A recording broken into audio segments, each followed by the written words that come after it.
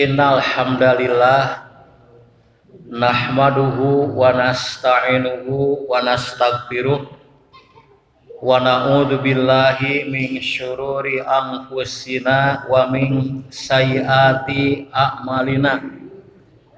May yahdihillahu fala mudhillalah wa may yudlil fala hadiyalah. Asyhadu an la ilaha illallah wahdahu la syarikalah wa asyhadu anna Muhammadan abduhu wa rasuluh, amma ba'du. Hadirin kaum muslimin ikhwatu iman rahimakumullah. Pada pengajian malam Senin pekan yang keempat, kita akan kembali membahas fiqhus sunnah, fikih berdasarkan hadis-hadis Nabi. Dan pada pekan keempat bulan yang lalu kita telah membahas tentang fadilah wudu atau keutamaan wudu berdasarkan hadis-hadis Nabi. Tidak kurang ada 10 buah hadis Nabi yang menjelaskan tentang fadilah atau keutamaan wudu, yang menjadi dorongan buat kita agar semangat dalam melaksanakan wudu, terutama ketika cuaca sedang dingin, sedang malas, sedang mengantuk ya. Nah, dengan memahami fadilah wudu, kita akan semangat untuk melakukan wudu. Nah, pada malam ini kita akan masuk kepada pembahasan sifat wudu Nabi Shallallahu Alaihi Wasallam. Yang dimaksud dengan sifat wudu adalah tata cara wudu yang dilaksanakan oleh Nabi Shallallahu Alaihi Wasallam, baik melalui perbuatan beliau ataupun perkataan beliau. Nah, kalau kita membahas hadis-hadis tentang sifat wudu Nabi, kita tidak usah mempersoalkan apakah ini wajib atau sunat. Pokoknya apa yang Nabi praktekkan, apa yang Nabi perintahkan, ya kita lakukan untuk kesempurnaan wudu kita. Nah, hadirin waktu iman, di dalam sebuah hadis ya, riwayat Imam Ahmad, Nasai dan Ibnu Majah, Nabi pernah memberikan motivasi agar kita itu berwudu seperti yang beliau perintahkan. Saya bacakan hadisnya. Man tawaddo'a kama umiro wasola kama umiro gufiro lahu mataqaddama min dzambihi. Siapa orang yang berwudu seperti yang diperintahkan dan melakukan sholat seperti yang diperintahkan, maka diampuni dosa-dosa yang telah lalu. Nah, ini menjadi dorongan agar kita itu benar-benar mencontoh Nabi dalam wudu dan sholat. Kemudian saya akan bacakan hadis terlengkap tentang sifat wudu yang Nabi kerjakan. Nah, hadis ini sahih riwayat Bukhari Muslim dan paling lengkap. Dalam hadis ini Utsman bin Affan radhiyallahu anhu, sahabat Nabi, itu mempraktekkan bagaimana Nabi berwudu. Nah, ini saya bacakan Pak ya. Dari Umron bin Aban. Umron bin Aban ini adalah pelayannya Utsman bin Affan. Nah, dia mengatakan anna Utsmana radhiyallahu anhu da'a biwudu'in. Sesungguhnya Utsman pernah meminta air untuk berwudu. Fatawadoa, lalu beliau berwudu. Nah, cara wudunya begini. Yang pertama, pagosala kafaihi salasa marotin.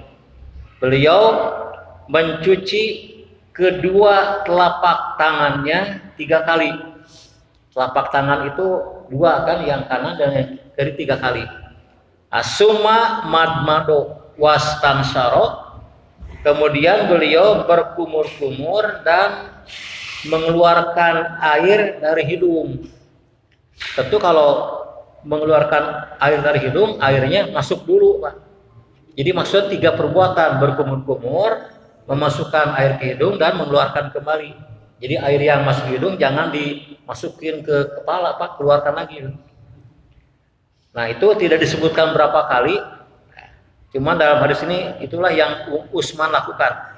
Summa gosala wajhahu salasa marotin. Lalu beliau mencuci wajahnya 3 kali.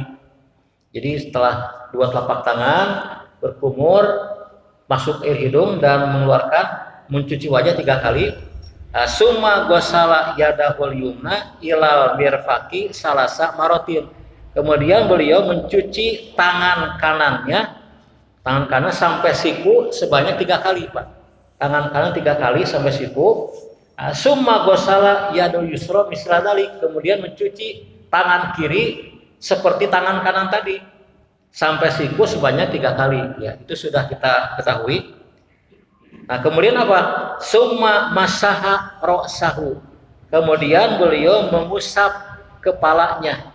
Ini bukan mencuci tapi mengusap dengan tangan yang sudah basah dengan air.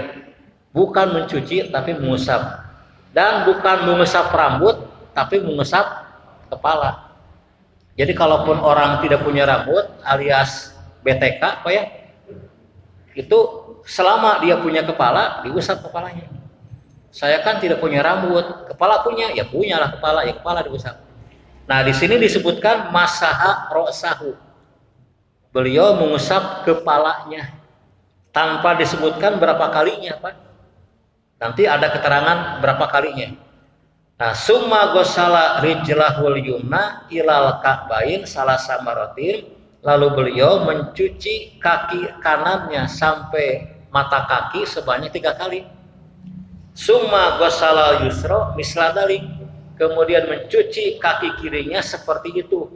Maksudnya sampai mata kaki sebanyak 3 kali. Nah, summa qala, lalu beliau berkata, Utsman berkata, Pak. Utsman bin Affan, ra'aitu Rasulullah sallallahu alaihi wasallam tawaddoa nahwa wudu'i hada. Demikianlah saya melihat Rasulullah sallallahu alaihi wasallam melakukan wudu seperti yang aku lakukan. Summa qala Rasulullah sallallahu alaihi wasallam, kemudian Rasulullah sallallahu alaihi wasallam berkata, man tawaddoa nahwa wudu'i hada summa qoma faraka'a rak'atain la yuhaddisu bihima nafsahu ufira lahu ma taqaddama min damihi. Sama dengan yang tadi, siapa orang yang buru-buru seperti aku wudu, maka diampuni dosa yang telah lalu. Nah, jadi kalau melihat hadis ini, hadis yang Utsman peragakan, wudu itu pertama mencuci 2 telapak tangan 3 kali. Yang kedua adalah berkumur, masuk air hidung dan mengeluarkannya, nggak disebutkan berapa kali. Yang ketiga mencuci wajah 3 kali. Yang keempat mencuci tangan kanan sampai siku 3 kali. Dilanjutkan mencuci tangan kiri sampai siku 3 kali. Yang kelima adalah mengusap kepala. Yang keenam mencuci kaki kanan sampai mata kaki 3 kali. Kemudian mencuci kaki kiri sampai mata kaki 3 kali. Nah, ini wudu yang dicontohkan oleh Utsman dan beliau mengatakan inilah wudu Nabi. Nah, tentu saja ini ada beberapa tambahan untuk melengkapi hadis ini. Yang pertama, tambahannya itu adalah wudu itu harus disertai dengan niat. Jadi niat itu nggak disebutkan di sini, tapi dalam hadis lain, Pak. Jadi niat ini diperintahkan untuk setiap amal ibadah. Nah, hadisnya hadis umum yang sudah sering kita dengar, Pak. Innamal a'malu binniyat wa innama likulli imri'in ma nawa. Dipotong aja hadisnya. Hadis Bukhari dan Muslim. Sesungguhnya setiap amal itu bergantung kepada niat dan seseorang akan mendapatkan balasan menurut apa yang diniatkannya. Yang dimaksud dengan niat di sini adalah kehendak hati untuk mengerjakan wudu karena Allah Subhanahu wa taala. Jadi yang dimaksud niat itu adalah hati kita, Pak, berkehendak ya, bertekad untuk berwudu karena Allah. Itu aja, sederhana. Dan di dalam hadis-hadis tidak ada menyebutkan tentang niat yang dibaca dengan lafadznya, dengan teksnya. Jadi yang jelas niat itu ini karena Allah aja, ikhlas. Wudu harus karena Allah, bukan karena yang lain. Jadi niat ini mudah untuk dilakukan. Nah, setelah niat, yang kedua dalam hadis Pak, tasmiyah. Jadi sebelum mencuci telapak tangan ada tasmiyah. Tasmiyah itu adalah membaca nama Allah. Itu membaca bismillah, Pak. Nah, dalam hadis yang sahih, ini riwayat Imam Ahmad, Abu Daud, Ibnu Majah, At-Tirmidzi, Nabi mengatakan begini, la wudu'a liman lam yadhkurismallahi alaih. Tidak ada wudu bagi orang yang tidak menyebut nama Allah padanya. Ini berarti tidak ada wudu.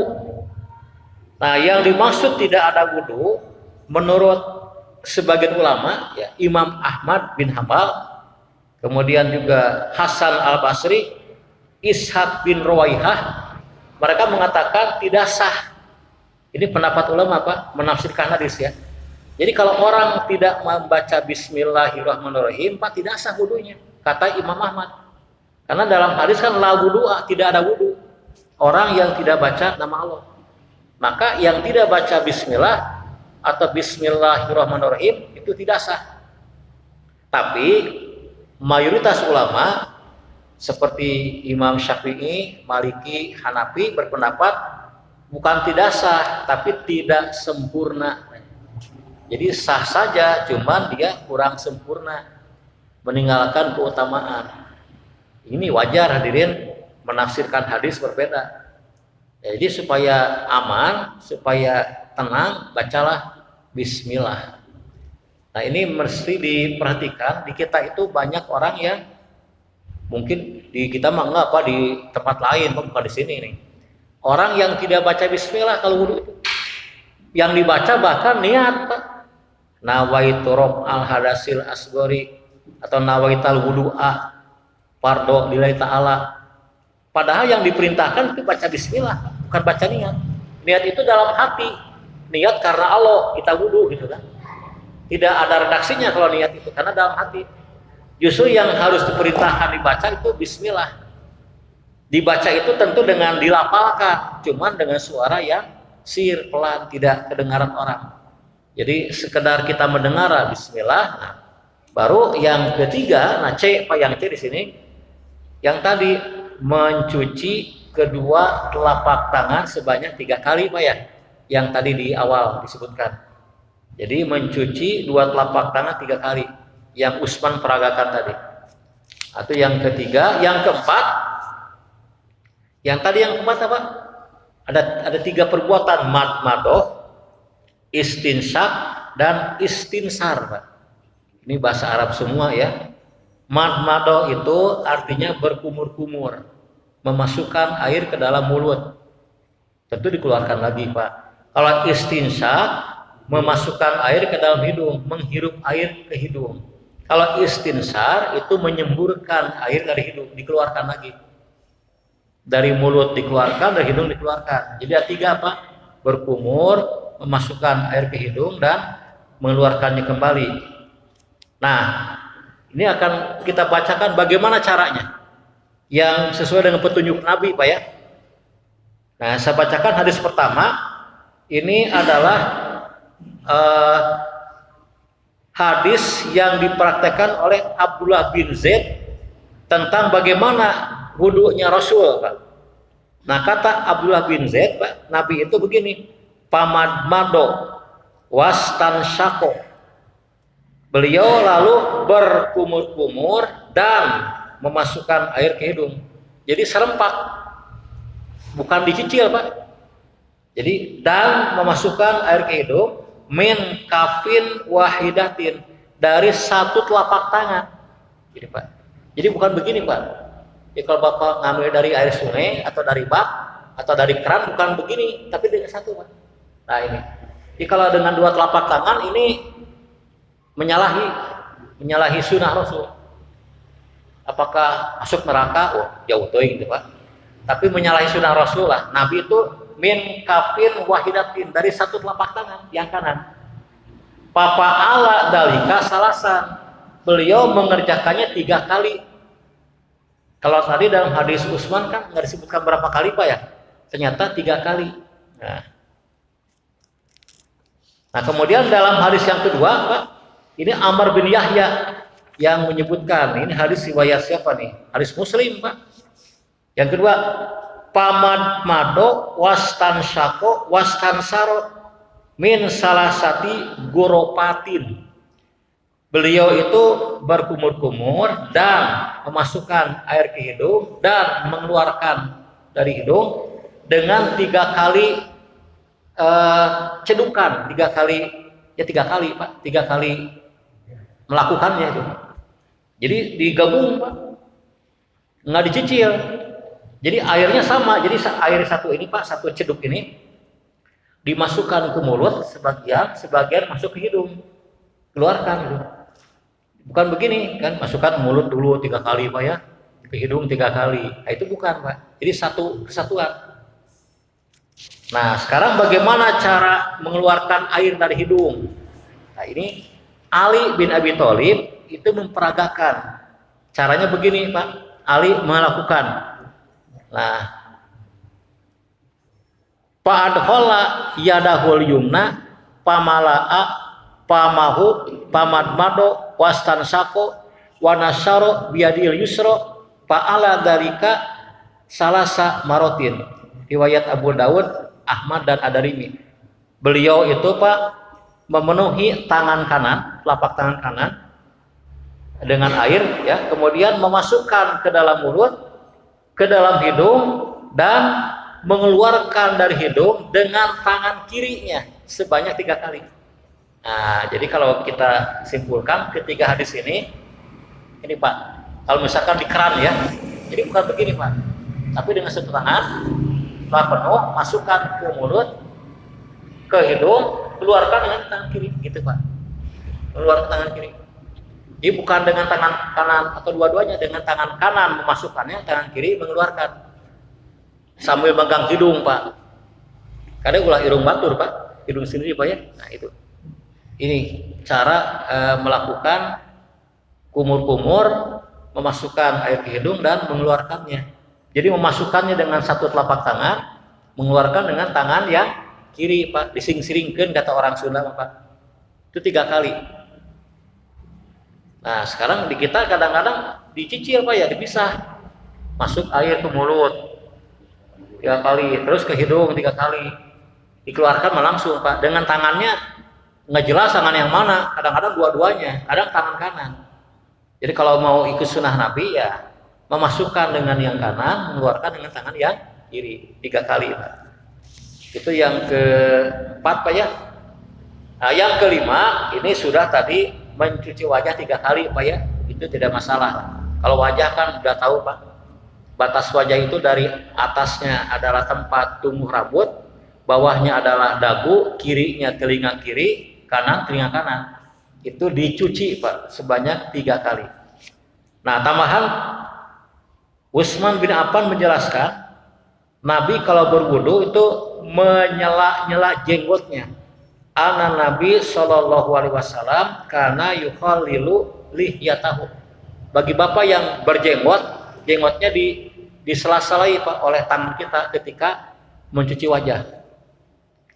Jenggotnya kalau yang ada Pak, kalau jenggotnya cuma 1 lembar mah, ya cabut Pak, ngabokan Pak.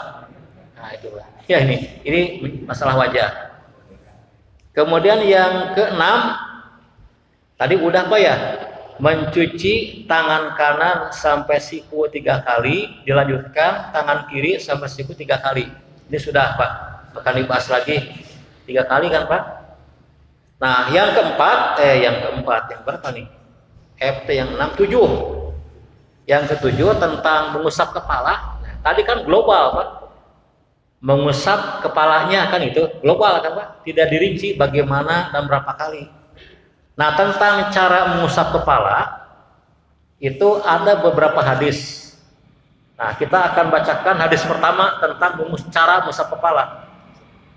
Ini adalah perbuatan Nabi yang disaksikan oleh Abdullah bin Zaid, hadis Bukhari dan Muslim. Nah, kata Abdullah bin Zaid, ana Nabi sallallahu alaihi wasallam, sesungguhnya Nabi sallallahu alaihi wasallam masaha ra'sahu biyadaihi. Beliau mengusap kepalanya dengan kedua tangannya. Nah, bukan satu Pak, dengan dua. Kita mah suka ketukar ya. Kalau berkumur dengan dua, apa tadi ya? Ngusap dengan satu Pak, itu kebalik. Berkumur dengan satu tangan, ngusap dengan dua. Jadi tangan yang basah ditempelkan Pak dua-duanya. Ya bukan satu, berdua. Biyadaihi. Fa'aqbala bihima, lalu beliau menjalankan kedua tangan ke belakang Pak. Wa adbaro, dan mengembalikannya ke depan. Nah, dirinci lagi, bada'a bimopodami ra'sihi.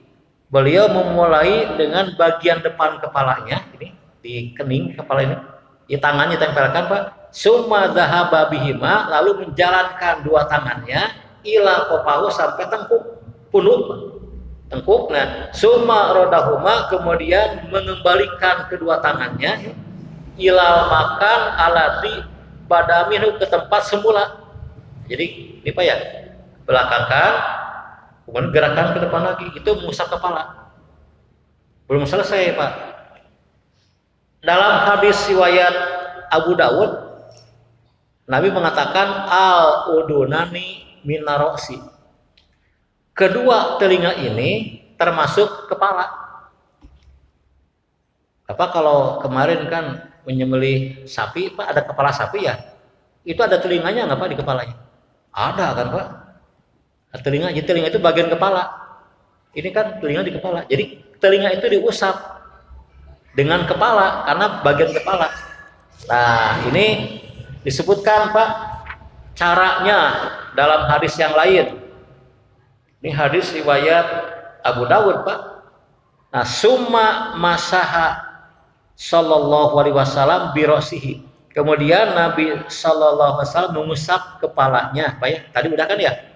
Nah, lalu wa adkhala, memasukkan isba'aihi, memasukkan kedua jari telunjuknya Pak, pi udah ini kepada lubang telinga. Jadi kepala udah selesai, masukkan dua ibu jari ke lubang telinga. Wa masaha bi ibamaihi ala tohiri udanihi, lalu beliau mengusap telinga luar dengan kedua ibu jari. Gitu Pak. Wa bis sabahatain batina, udah ini sedangkan bagian dalam dengan telunjuknya. Nah, jadi kalau digabungkan dua hadis yang sahih ini, cara mengusap kepala itu dengan telinga Pak, digabungkan, bukan dipisah.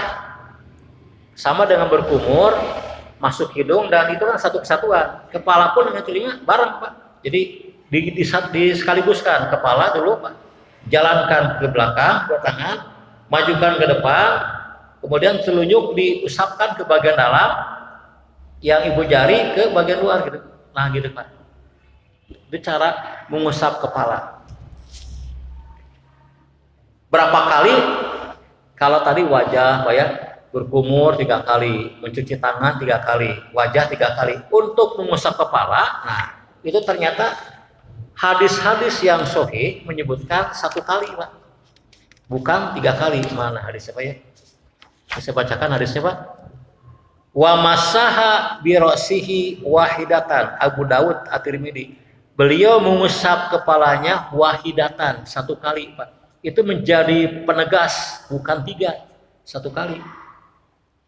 Nah, maka kata Abu Dawud, hadis-hadis tentang mengusap kepala yang sahih itu semuanya hanya 1 kali.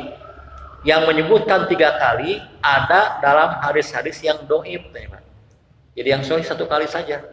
Kenapa ini sebuah keringanan? Karena kalau mengusap 3 kali itu lebih repot hadirin.